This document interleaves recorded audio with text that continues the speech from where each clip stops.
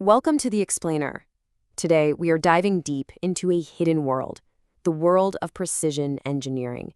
It's this invisible architecture that, honestly, keeps our modern lives from falling apart. And we're going to find out what happens when it goes wrong. First, we'll talk about a sound we all know and dread, a machine on the verge of breaking. Then, we're going to journey into the microscopic universe that's designed to stop that from ever happening. We'll look at the parts, the mind-bogglingly small measurements, and even the secret language engineers use to build pretty much everything. All right, let's kick things off with those classic warning signs of trouble. You know, the sounds and feelings a machine gives off right before it decides to give up the ghost. We've all been there, right? A car engine starts making some new, terrifying noise, a ceiling fan starts to vibrate, or a power tool gets way too hot. These aren't just random quirks. These are the screams of a machine in serious distress. It's a huge red flag that something inside is fundamentally broken. So what's really going on here? You might think a single piece just snapped, but that's rarely the case. The real answer is about a critical relationship between parts that's gone sour, on a scale so tiny you can't even see it. It's a failure of what engineers call fit. To really get this, we need to zoom in, way in, on one of the most basic, yet most critical components you'll find in literally any machine that spins. The bearing. It seems so simple, doesn't it? Its one job is to let things spin smoothly. But whether that's inside your car's wheel, a massive jet engine, or the tiny motor that makes your phone buzz, that job is absolutely crucial. It's the bridge between the part that's moving and the part that's standing still. And here's the thing. A bearing's entire life is decided by the space between its parts. We're talking about a microscopic gap, thinner than a human hair. If that tiny space is just a little bit off, you start to get friction and vibration, and those are the seeds of total failure. So, if these microscopic gaps are so darn important, how in the world do engineers control them? Well, this is where we get into the real art and science of how things are made. Okay, here is the absolute key concept. Making a perfect part is impossible. You just can't do it. So instead of aiming for an exact size, engineers define an acceptable range of error. That range is called the tolerance. It's basically the rule book that says, look, as long as your part measures somewhere between this maximum and this minimum size, you're good. But, and this is a big but, the smaller that range, the crazier the cost to actually make the part. It's always this delicate balance between precision and price. Now, using these tolerances, engineers can create different kinds of relationships or fits. You've got a clearance fit where there's always a little gap, which is great for parts that need to spin freely. But then you have the total opposite, an interference fit.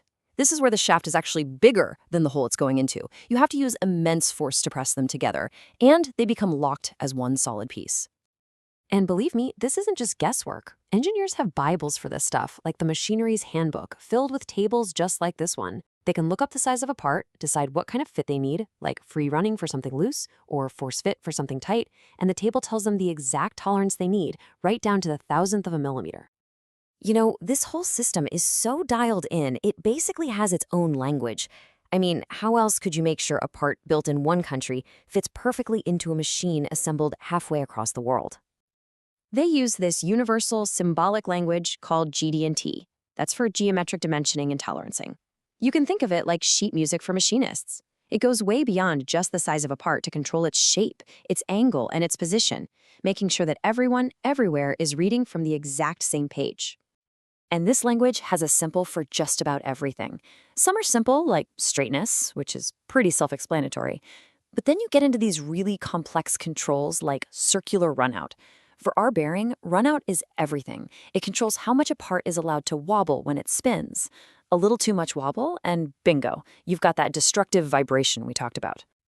Okay, so now we have all the pieces of the puzzle. We can finally connect this language of precision directly back to our original problem, that screaming machine that's about to shake itself to pieces. And this is how it all goes down. See, a tiny error in tolerance doesn't just stay a tiny error. It sets off a domino effect, a total cascade of failure. If the fit is too loose, you get vibration. If it's too tight, you get friction. Both of those things generate a ton of heat. That heat starts to weaken the metal itself, and the constant stress from the shaking causes fatigue. And then, sooner or later, boom, game over. The difference is just night and day. A bearing with the right fit runs cool, it runs smooth, but a bearing with the wrong fit, even if it's off by just a few micrometers, starts generating these insane levels of vibration and heat that will absolutely positively destroy it. So let's zoom back out for a second, because this whole idea is so much bigger than just bearings. It's really about our entire modern world. What this all means is that this silent language of precision, of tolerances and fits, is the invisible foundation holding up our entire technological world.